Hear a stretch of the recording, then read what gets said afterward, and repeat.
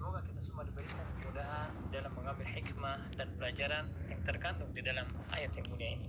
Pendengar, di dalam surat At-Taubah ayat 38 dan 39, Allah Azza wa Jalla berfirman, A'udzu billahi minasyaitonir rajim. Ya ayyuhalladzina amanu ma lakum idza qila lakum infiru fi sabilillahi thaqaltum ilal ard araditum bil hayatid dunya minal akhirah فما متاع الحياة الدنيا في الآخرة إلا قليل إلا تنفروا يعذبكم عذابا أليما ويستبدل قوما غيركم ولا تضروه شيئا والله على كل شيء قدير. Hai orang-orang beriman, apakah sebabnya bila dikatakan kepada kalian berangkatlah untuk berperang pada jalan Allah, kalian merasa takut, kalian merasa berat dan ingin tinggal di tempat kalian? Apakah kalian puas dengan kehidupan di dunia sebagai ganti kehidupan di akhirat? Padahal kenikmatan hidup di dunia ini dibandingkan dengan kehidupan di akhirat hanyalah sedikit. Jika kalian tidak berangkat untuk berperang, niscaya Allah menyiksa kalian dengan siksa yang pedih dan digantinya kalian dengan kaum yang lain, dan kalian tidak akan dapat memberi kemudaratan kepadanya sedikit pun. Allah Maha Kuasa atas segala sesuatu. Pendengar dengan dirahmati Allah Subhanahu wa taala, mengenai sebab turunnya ayat ke-38 ini diriwayatkan oleh Ibnu Jarir dari Mujahid rahimahullah bahwa ia berkata tentang ayat ini, yaitu ketika mereka diperintahkan untuk pergi dalam perang Tabuk setelah penaklukan kota Mekah. Mereka diperintahkan untuk berangkat pada waktu musim panas yang sangat terik, padahal buah-buahan sedang waktunya matang, dan mereka ingin berteduh dan merasa sangat berat untuk pergi. Maka Allah Azza wa Jalla menurunkan firman-Nya, berangkatlah kalian baik dalam keadaan merasa ringan maupun berat, dan berjihadlah kalian dengan harta dan diri kalian di jalan Allah. Yang demikian itu adalah lebih baik bagi kalian jika kalian mengetahui. Kemudian pendengar, sebab turunnya ayat ke-39 diriwayatkan oleh Ibnu Abi Hatim dari Najdah bin Nufai bahwa ia berkata, aku pernah bertanya kepada Ibnu Abbas radhiyallahu anhu mengenai ayat ini, dan ia menerangkan bahwa Rasulullah SAW memerintahkan salah satu suku Arab untuk berangkat berperang, tetapi mereka merasa berat untuk melaksanakan perintah beliau SAW. Maka Allah menurunkan firman-Nya, jika kalian tidak berangkat untuk berperang, niscaya Allah menyiksa kalian dengan siksa yang pedih. Dan Allah mencegah hujan turun kepada mereka, dan itulah azab bagi mereka. Kemudian pendengar, Al-Imam Ibnu Katsir rahimahullah menjelaskan tafsir dari dua ayat yang mulia ini.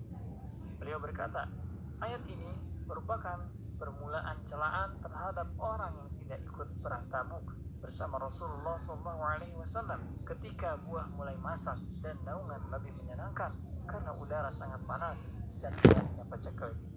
Maka Allah Subhanahu wa taala berfirman, hai orang-orang beriman, apakah sebabnya bila dikatakan kepada kalian berangkatlah untuk berperang pada jalan Allah, yaitu apabila kalian disuruh untuk berjihad di jalan Allah, lalu kalian merasa berat dan ingin tinggal di tempat kalian, yaitu kamu merasa malas dan lebih senang untuk tinggal di tempat sambil berteduh dan menanti matangnya buah. Apakah kalian puas dengan kehidupan di dunia sebagai ganti kehidupan di akhirat?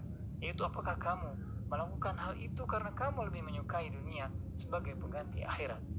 Kemudian Allah Subhanahu wa taala menganjurkan untuk berjihad, untuk bersikap zuhud terhadap dunia dan mendorong untuk meraih akhirat. Maka Allah Subhanahu wa taala berfirman, "Fama mata'ul hayatid dunya fil akhirati illa qalil." Kenikmatan kehidupan dunia itu dibandingkan dengan akhirat hanyalah sedikit. Hal ini sebagaimana dijelaskan oleh Rasulullah SAW di dalam riwayat Imam Ahmad. Beliau SAW bersabda, jika dunia dibandingkan dengan akhirat, maka tidak lain dunia itu seperti salah seorang di antara kamu yang mencelupkan telunjuknya ke dalam samudera, maka perhatikanlah air yang terbawa oleh telunjuknya. Kemudian Allah Subhanahu wa taala mengancam orang yang tidak mau ikut berjuang. Maka Allah Subhanahu wa taala berfirman, jika kalian tidak mau berangkat, niscaya Allah mengazab kalian dengan azab yang pedih. Kemudian Al-Imam Ibnu Katsir rahimahullah mengutip penjelasan Ibnu Abbas radhiyallahu anhuma sebagaimana yang telah disebutkan di awal, yaitu Allah Subhanahu wa taala menahan hujan untuk mereka yang enggan pergi berjihad sebagai azab bagi mereka. Kemudian makna firman Allah Subhanahu wa taala, "Wala tadurruhu syai'a."